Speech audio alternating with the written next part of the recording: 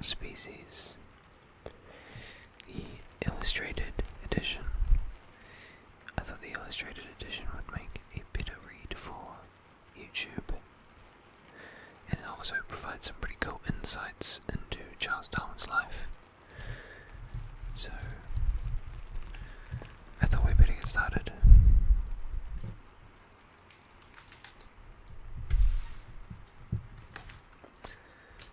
Before we jump in to the first chapter, I thought I might mention something about this book if you don't know very much or you don't know anything about this book.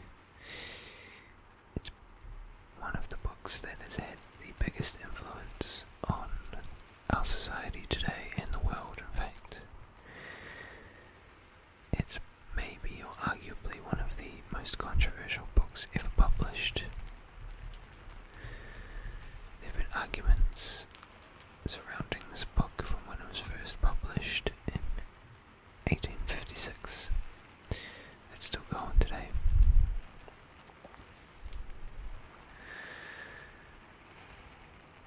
The theories that eventually led to this book were mostly discovered by Charles Darwin on his voyage on the HMS Beagle, a journey he took around the world, and a lot of this book is dedicated to his findings on that. He's a very interesting writer, and a lot of his use of language is fairly easy to understand given the time that it was written, when academic papers, journals and books could be quite wordy by today's standards. So I think we'd better just jump in.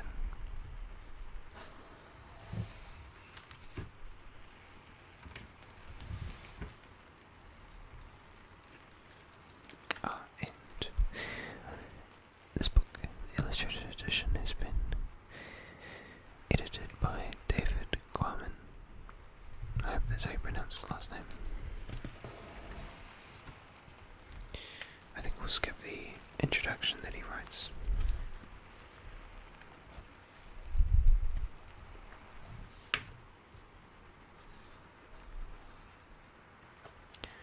So as this is the illustrated edition, you'll constantly find images and whatnot that bring new light to the book. And as we go through, I'll describe what these images are showing. So, in this first one, you can see that there is Darwin here and two other men. The caption says Joseph Hooker and Charles Lyell and Charles Darwin. These two men were who Darwin shared his most dangerous thinking before publication with. Joseph Hooker was also a botanist and a very famous botanist who was also Darwin's best friend and went on to have a prolific career of his own. Same with Charles Lyell, who was a geographer, and we'll find out the influences he had on Darwin soon. So, it starts.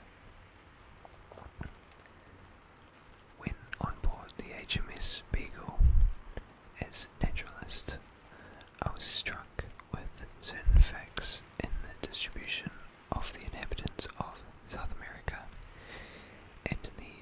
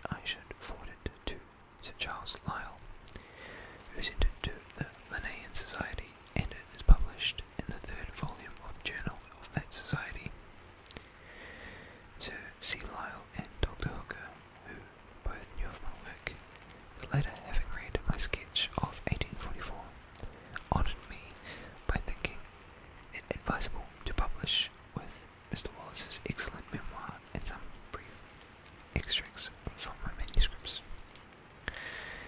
This abstract, which I now publish, must necessarily be imperfect. I cannot give references and authorities for several statements, and I must trust to the reader, reposing some confidence in my accuracy. No doubt errors will have crept in, though I hope that I have always been cautious in trusting to good authorities alone. I can here give only general conclusions at which I have arrived, with a few facts and illustration, but which I hope in most cases will suffice. No one can feel more sensible than I do of the necessity of hereafter publishing in detail all the facts with references on which my conclusions have been grounded, and I hope in future work to do this. For I am well aware that scarcely a single point is discussed in this volume on which facts cannot be adduced, often apparently leading to conclusions directly opposite to those at which I have arrived. A fair result can be obtained only by fully stating and balancing the facts and arguments on both sides of the question, and this cannot be possibly done here. I much regret that want of space prevents my having the satisfaction of acknowledging the generous assistance from which I have received from very many naturalists, some of them personally unknown to me. I cannot, however, let this opportunity pass without expressing my deepest obligations to Dr. Hooker, who for the last 15 years has aided me in every possible way by his large stores of knowledge and excellent judgment. In considering the origin of species, it is quite conceivable that a naturalist. I much regret that a want of space prevents my having the satisfaction of acknowledging the generous assistance which I have received from very many naturalists, some of them personally unknown to me. I cannot, however, let this opportunity pass without expressing my deepest obligations to Dr. Hooker, who for the last 15 years has aided me in every possible way by using his large stores of knowledge and excellent judgment. In considering the origin of species, it is quite conceivable that a naturalist reflecting on the mutual affinities of organic beings, on their embryological relations and geographical distribution, geological succession, and other such facts, might come to the conclusion that each species had not been independently created, but had descended, like varieties, from other species. Nevertheless, such a conclusion, even if founded, would be unsatisfactory until it could be shown how the innumerable species inhabiting this world have been modified so as to acquire that perfection of structure and co-adaptation which most justly excites our admiration. Naturalists continually refer to external conditions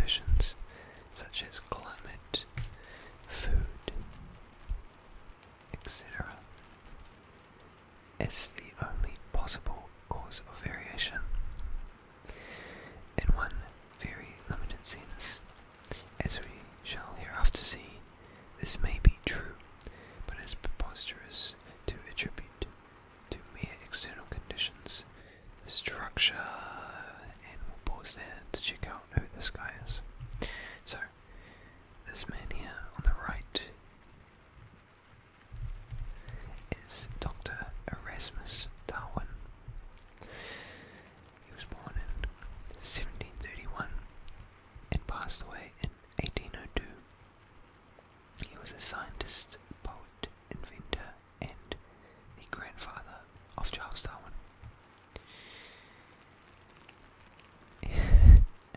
He harbored vaguely evolutionary ideas and is dabbling in botany, and he also wrote very erotic poems about plants, which are kind of hilarious. Up here on the left we have a note from the life and letters of Charles Darwin, which was edited by his son, Francis Darwin, and it basically outlines the impact that Lyell, the man we saw on the previous page, his work has had on Darwin. So we'll continue, but it is preposterous to attribute to mere external conditions the structure for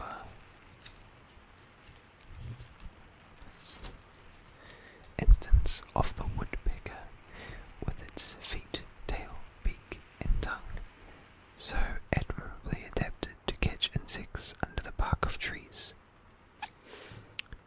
Okay, going back as we skipped some images.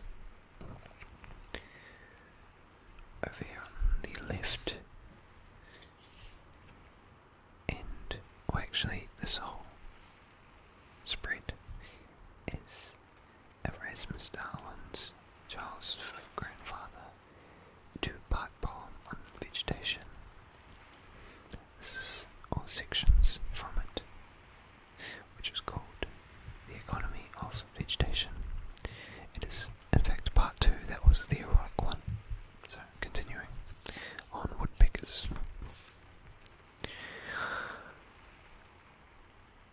In the case of the mistletoe, which draws its nourishment from certain trees, which has seeds that must be transported by certain birds, in which the flowers with separate sexes absolutely acquiring the agency of certain insects to bring pollen from one flower to the other, it is equally preposterous to account for the structure of the parasite, with its relations to several distinct organic beings, by their effects of external conditions, or of habit, or of the volition of the plant itself.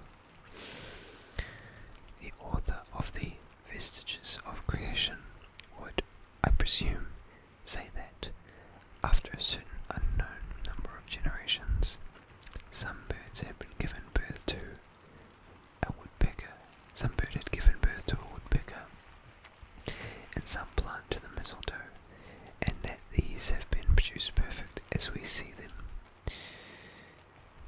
But this assumption seems to me to be no explanation, for it leaves the case of the co-adaptations of the organic beings to each other and to their physical conditions of life untouched and unexplained. It is, therefore, of the highest importance to gain a clear insight into the means of modification and co-adaptation. At the commencement of my observation, it seemed to me probable that the careful study of domesticated animals and cultivated plants would offer the best chance of making out this obscure problem. Nor have I been disappointed in this, and in the other perplexing cases that I have invariably found that our knowledge, imperfect though it be, of variation under domestication, afforded the best and safest clue. I may venture to express my conviction of the highest value of such studies, although they have been very commonly neglected by naturalists. So, over here on the left, before we go to the next page, is Erasmus Darwin's Zoonomia. This is the front page. As you can see, Erasmus Darwin, a prose work containing his ideas about evolution. His grandson, Charles, read it as a young student, but wasn't consciously influenced. Or we don't know if he was, but none of his work came through. And then, again, this is a transcript from the life and letters Letters of Charles Darwin, which was edited by his son. And it talks about Charles's vivid imagination, and also how in his theory there are certain characters that can be passed through to later offspring, and compares the grandfathers and fathers of Charles Darwin to his own qualities, such as the vividness of imagination. Continuing.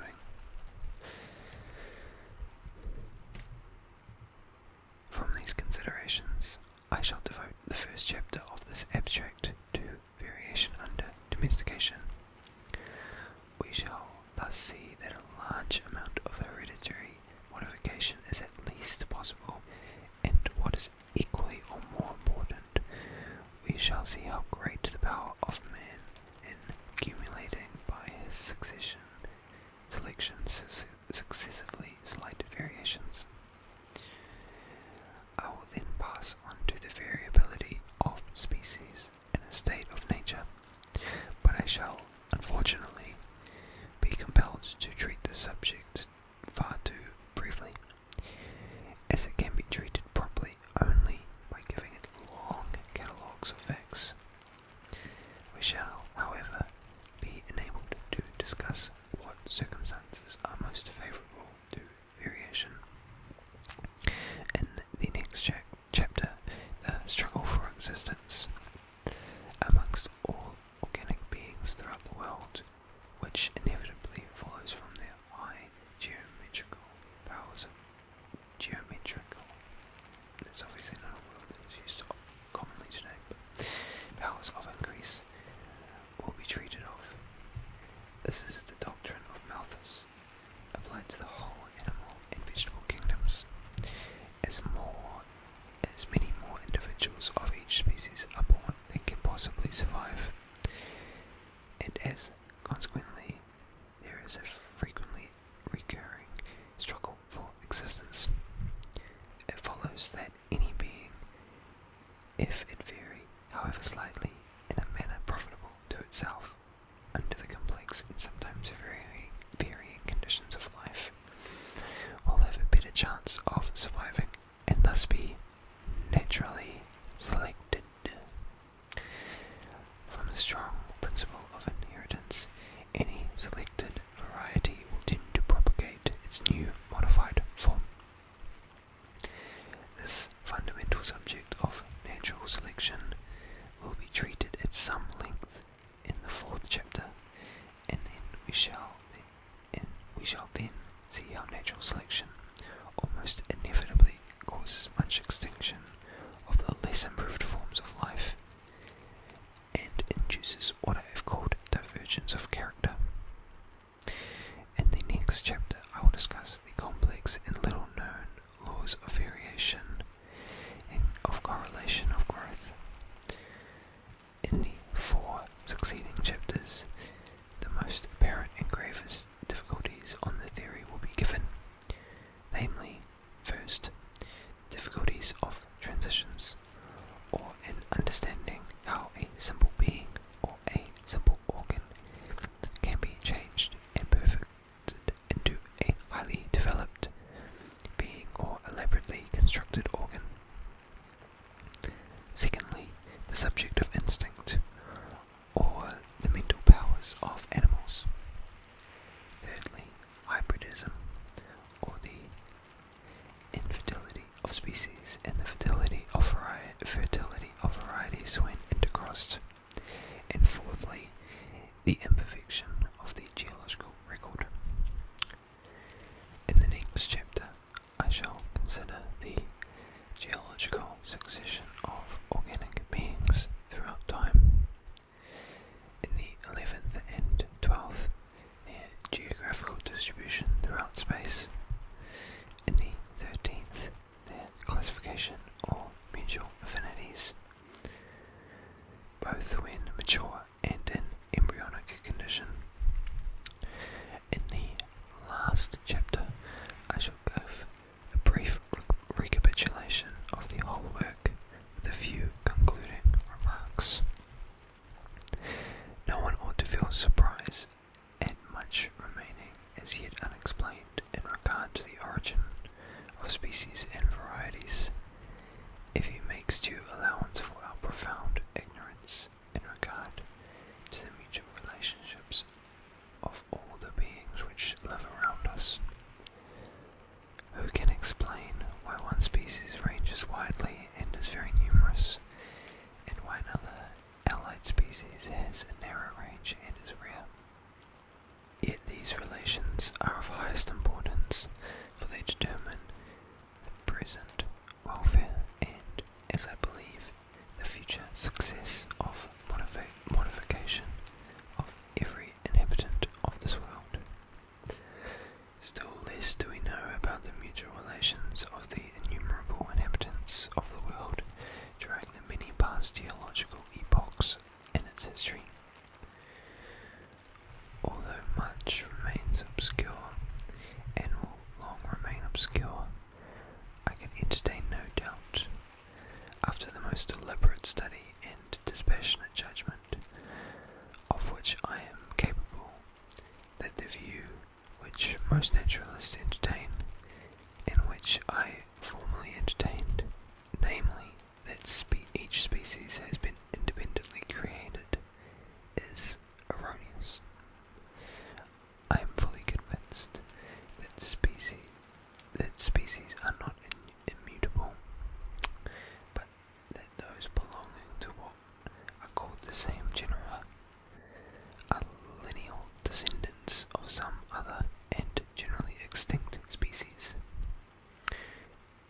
In the same manner as the acknowledged varieties of any one species are the descendants of that species. Furthermore, I am convinced that natural selection has been the main but not exclusive means of modification. Okay, so that was the introduction, chapter 2, on the origin of species.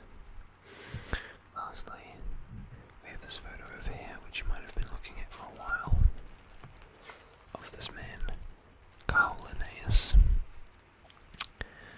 He was a Swedish botanist who was born in 1707 and passed away in 1778. He was a systematizer, or what we might, in today's terms, call a systematist, sometimes called the father of modern taxonomy.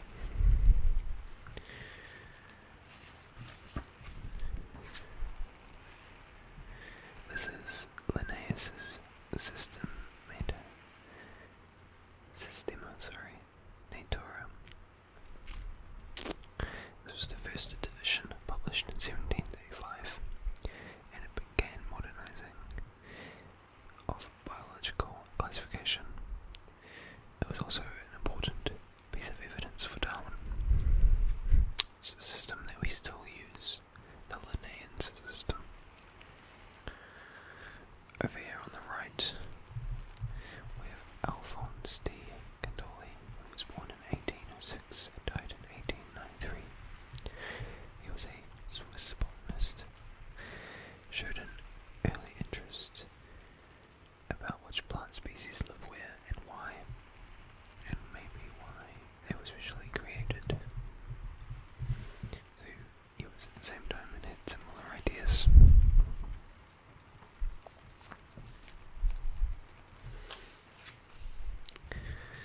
And this photo is of a birdwing butterfly in Papua New Guinea.